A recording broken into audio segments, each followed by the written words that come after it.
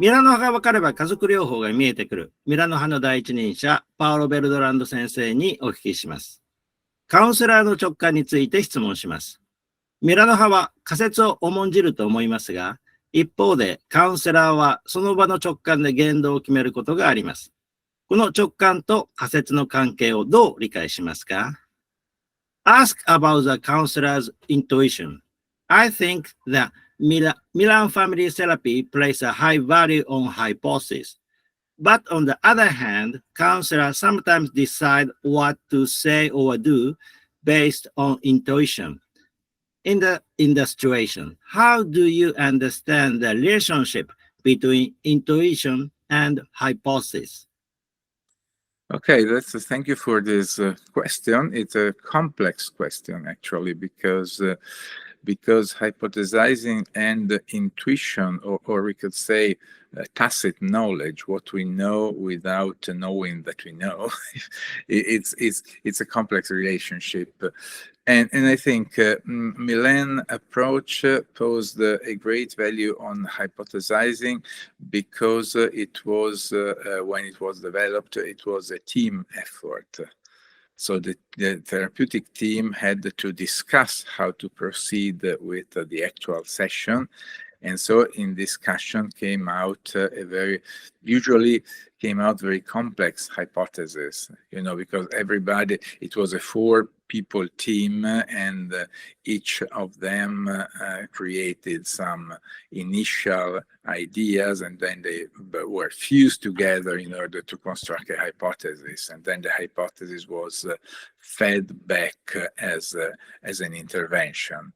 But what happens today, though, is that usually the therapist is alone because nobody can afford a therapeutic team, either in public or private sector. It would be too expensive in the first place. So what do you do when you are alone with a family or alone with an individual patient?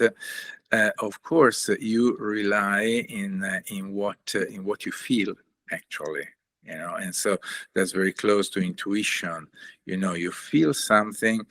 At the same time, you observe something in the person, and you put your feeling and your observation together, and at that point you propose something to the person. And what you propose is not a very complicated formal hypothesis. It's a way, of putting together a couple of things that happens, a couple of things that were said by the patient, and what you previously know, and what you feel right in that moment.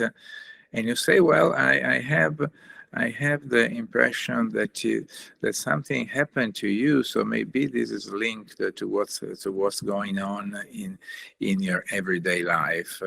And so you propose something that you don't know exactly where it comes from. So it's not so formal as a proper hypothesis, but at the same time is something that introducing some new perspective. And then you see, okay, how people react to that, because they can be, from completely indifferent to completely struck, and usually something in the middle. And if they find this interesting, you go on developing. How do you feel when I say that? So, what do you think? Am I making sense to you? Because I think it's important for the therapist not to take for granted that his or her hypothesis or ideas or anything make sense for the others, because maybe they don't, So in the end, what starts with a little spark of what you have intuited, if you want, becomes something shared. So we think, I think, and you think, all together, we think or we feel, but this makes sense. If it makes sense, maybe it will have an effect on people, and so the conversation, the dialogue goes on. And that's the idea. We make the dialogue go on and on and on until something come out that produces some change. And of course, this means also that change will not happen during the session. It can be that the person like you see in movies. In movies you see that there is usually, when there is a counselor or a therapist in movies, they say a very important phrase, and everybody says, "Oh, now I see the light." But this is not happening. In actual reality, what happens is that people go back home, and then if what has been imagined by the therapist makes sense to them, they begin to see little changes, and they come back saying, usually they don't say anything, but if I say, is everything exactly the same as before? No, it is not. There is some difference. And so therapy goes on. So today we think that therapy goes on by small changes, and then small changes add up on the other, on the other, and they bring to relevant change. But it takes some time. So that's the idea. So actually, what we can call intuition is the first building block. You rely on what you feel in the situation, but then to create a proper therapeutic intervention, you must also rely a lot on the reaction of your patients.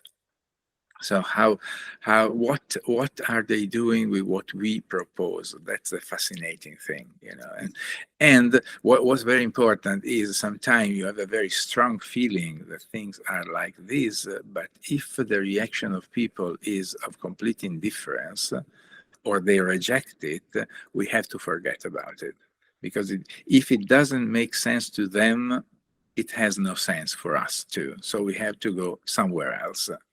And I think that's the most difficult part, because to rely on my intuition is comparatively easy. After a while, you train yourself to understand things.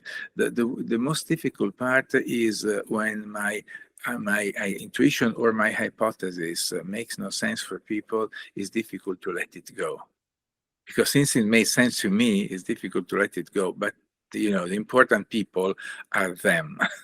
So we have to say, if they don't want it, it means it's useless, and so forget about it and try to imagine something else, and usually something else come out, and you can ask people, okay, I understand what I propose to you doesn't make any sense. What do you think instead could be interesting for you? And so you create a new conversation based on what happened, based on their rejection. Let's say that. So a rejection of a hypothesis is a good thing because it means that there is a good conversation, a good dialogue going on, where people feel entitled to say you're wrong, and that's great because it means, okay, so tell me what's right, and you follow a different direction. Thank you. Very important and very complicated answer, but very important. It is complicated, but I think it's a very, this is why therapy lasts for more than one session, because otherwise in one session you could solve everything. That's impossible, because it needs a little adjustment and an ongoing process. It takes time. It's one of the things. You cannot restrain time. It takes time to arrive to a good therapeutic outcome, I think. Okay. Thank you, Professor Bertrando. Thank you.